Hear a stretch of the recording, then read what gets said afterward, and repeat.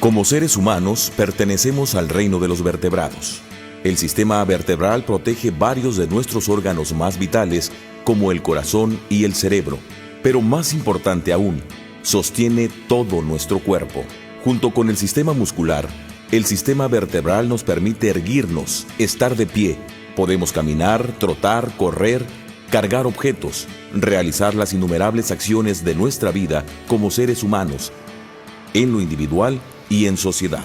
Por ello, cuando alguna parte de nuestro sistema vertebral se ve afectado por una enfermedad o causa de un accidente, disminuye nuestra calidad de seres humanos, nuestra vida cambia y cambia para mal, sobre todo cuando esa dolencia o ese percance afecta cualquier parte de nuestra espina dorsal, porque es el eje de nuestro sistema vertebral.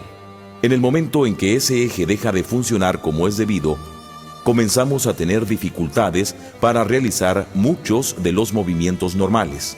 Incluso padecemos dolores como los de espalda y piernas que producen las hernias discales, y de ellas, la más frecuente, las hernias de columna lumbar.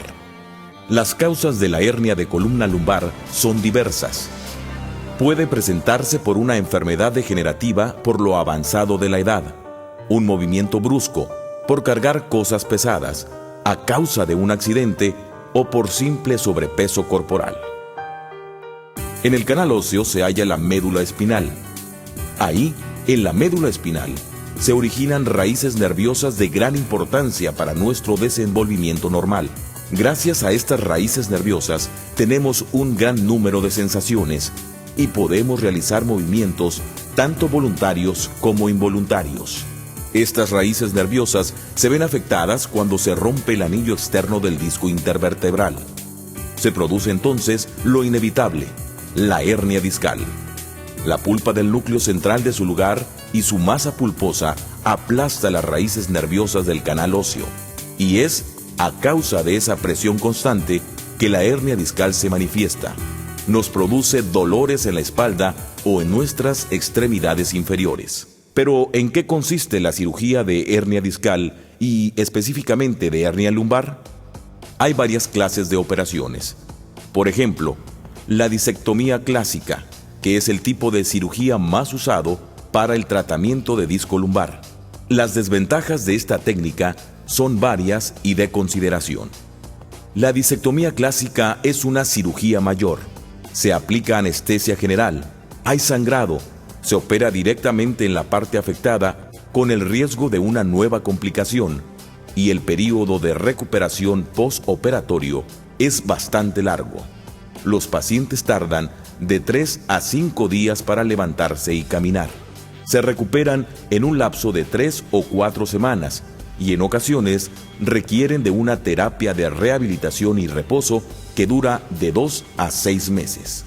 Como hay sangrado y se interviene de manera directa, hay la posibilidad de que se contamine la cicatrización de la herida.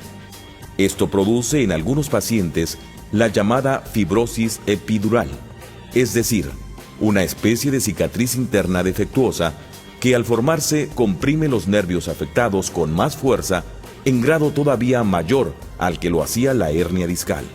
Una situación muy diferente se presenta con la cirugía endoscópica lumbar, sobre todo en la que se utiliza tecnología de punta como el láser. Se realiza de la siguiente manera: se acuesta al paciente, se le coloca de espaldas, se le aplica la anestesia local y a 8 centímetros de la línea media de la espalda, a la altura del disco lumbar afectado, se reproduce el dolor del paciente con discografía mediante la inyección de un líquido azul. Este líquido da visibilidad y mayor volumen al núcleo deteriorado, sobre el que se ejerce presión para reproducir el dolor, a fin de saber con precisión cuál es la zona afectada. Esto se hace para que el paciente contribuya en la localización precisa de la hernia discal. Una vez que se precisa la zona a intervenir, se realiza una incisión, no de 5 centímetros como en la cirugía clásica, sino de solo 1,5 centímetros. Por esta pequeña incisión, se introduce un endoscopio, que consiste en un tubito de diámetro muy pequeño, cuyo canal permite mediante fibra óptica una visión perfecta de las estructuras internas al iluminarse el líquido que previamente se introdujo en la parte afectada. La imagen de esas estructuras, en este caso del disco lumbar afectado, es siempre visible para el cirujano mediante un monitor colocado frente a él.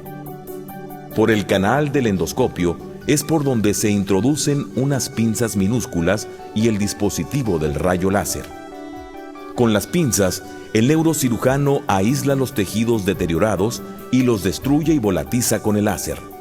Con el láser solda también la rotura del anillo externo que propició la hernia. No hay, pues, prácticamente destrucción de ninguna parte de la vértebra. Y por lo mismo, los riesgos de una desestabilización de la columna vertebral son prácticamente inexistentes. Y como prácticamente no hay sangrado, es mínimo el riesgo de una mala cicatrización y por lo mismo son mínimas las posibilidades de que se presente una fibrosis epidural más dolorosa que la hernia intervenida. La hospitalización es mínima comparada con los 3 o 4 días de la cirugía tradicional.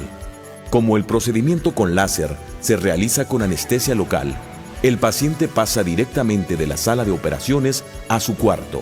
Un paciente de cirugía con láser en 3 horas está de pie y ese mismo día sale caminando del hospital.